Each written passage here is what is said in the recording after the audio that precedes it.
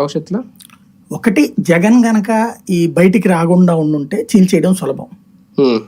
ఇప్పుడు మీకు 2014-19 మధ్యలో 23 మంది ఎమ్మెల్యేలు వెళ్ళిన టైంలో ఇంపాక్ట్ రాలా, వెళ్ళిపోతా వచ్చారు, ఒకళ్ళు ఇద్దరు ఐదుగురు అట్లా. అదే జగన్ రోడ్డు మీదకి వచ్చాక ఇక వెళ్ళలా ఎవరు. మనకంటూ ఓ నాయకుడు ఉన్నాడు అన్నప్పుడు ఎవరికి బోరు. అంతమందికి మన నాయకుడు ఉంటాడా లేదా అనుకున్నప్పుడు వెళ్ళారు. ఇప్పుడు కూడా జగన్ని జైల్లో పెట్టి ఇక పార్టీ ఉంటుందా లేదా అన్న భయం కల్పిస్తే ఏమన్నా వెళ్ళడానికి వీలుంటది. ఇప్పుడు ఫర్ ఎగ్జాంపుల్ పిల్లి సుభాష్ చంద్రబోస్ నిన్నటించి ప్రచారంలోకి తెచ్చారు, వెళ్ళిపోతున్నాడు అన్నటువంటిది.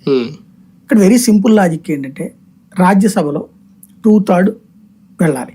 ఇప్పుడు 11 మంది, 11 మందిలో 2/3 అంటే కనీసం 7-8 మంది వెళ్ళాలి.